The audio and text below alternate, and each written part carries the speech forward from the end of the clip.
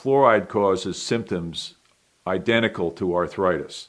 Arthritic pain is well known as a symptom of early fluoride toxicity, and in fact you cannot distinguish the fluorosis or early fluoride poisoning from rheumatoid or osteoarthritis. It's very much the same.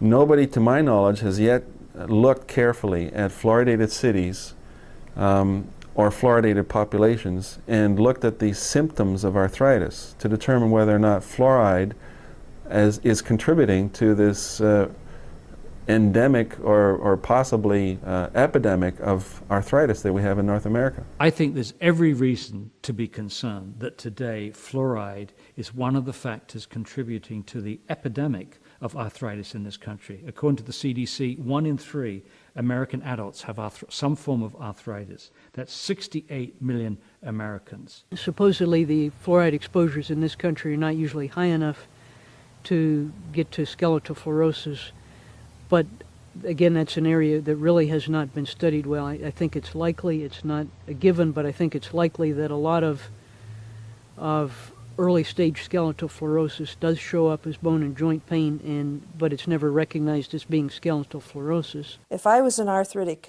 individual, I would be eliminating every possible source of fluoride exposure that I could think of.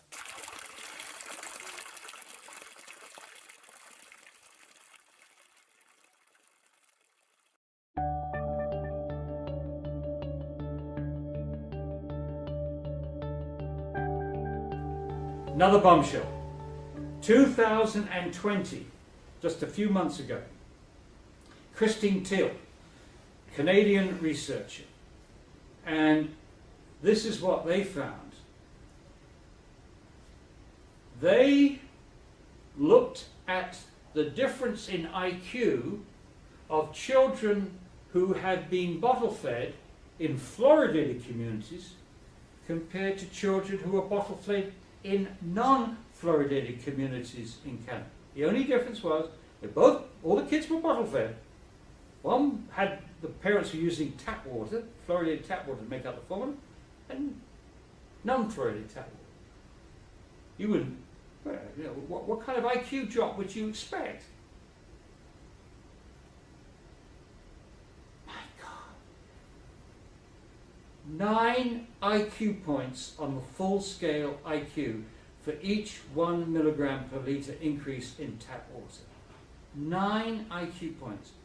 And then if you look at performance scale IQ, which is non-verbal, it's called performance scale, non-verbal, 19 IQ points. I mean, these numbers, most people would disbelieve that this study, and I'm sure they're trying now to destroy this study, but it's a bombshell.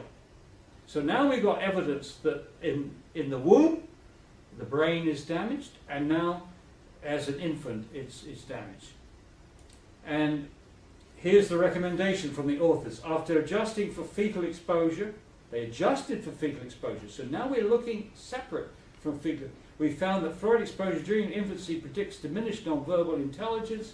In the absence of any benefit from fluoride consumption in the first 6 months, it is prudent to limit fluoride exposure by using non-fluoridated water or water with lower fluoride content as a formula. Needless to say, no agency in Canada, the United States, Australia, New Zealand, or any fluoridated country has attempted to get this warning to parents about bottle feeding their kids. Meanwhile, they've not warned pregnant women that there's any problem. Now, this goes back to one of the first things I discovered when I was reading the literature in 1996, when my wife persuaded me to get involved in it. The level of fluoride in mother's milk is incredibly low. And I said at the time, my goodness, nature doesn't make many mistakes. If fluoride was necessary for baby's development, whether it's teeth, bones, or whatever, that's where you expect to find it. And you don't find it. It's very, very low. And so I argue that mother's milk protects the infant from fluoride, and when you fluoridate, you remove that protection. The level in, if you bottle feed, it's between 175, well, it depends where you fluoridate. Supposing you fluoridate at 1 part per million, it's 250 times higher. So I've been saying that. You've heard my talk so many times.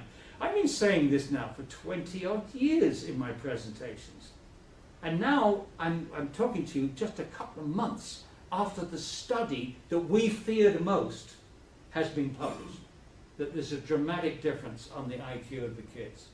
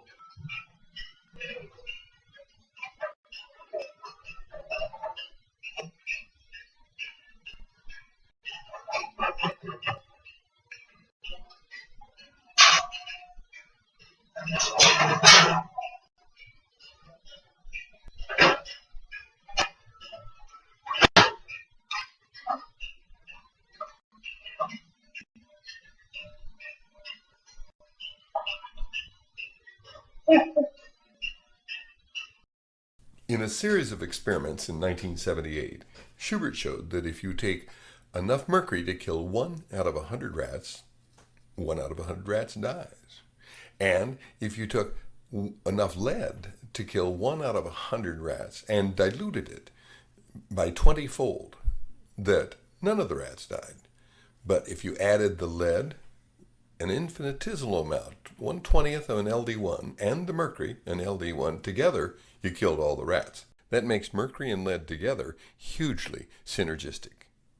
Well, when you put silico fluoride in the water supply, you're giving the baby lead.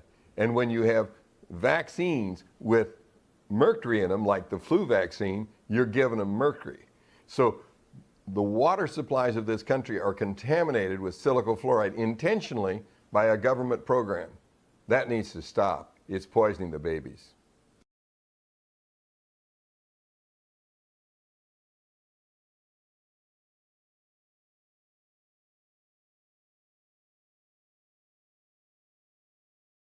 The battle is being fought. One family, one physician, one health center. That's why we're doing as well as we are. We're talking about the minority and strategies against the minority. So I have the solution. Every study published in the last 5 years, when you look at vaccine refusers, I'm not talking about, well, hesitants, most of them we can talk into coming to terms, but refusers. We'll just get rid of all the whites in the United States because Houston is the most diverse city in the entire United States. There's 7 Asian languages spoken in that city. I've been a minority for more than 20 years in the city of Houston. The majority is, we call Hispanic. That is not a race or an ethnicity. That is a political designation. But a lot of them are from Central,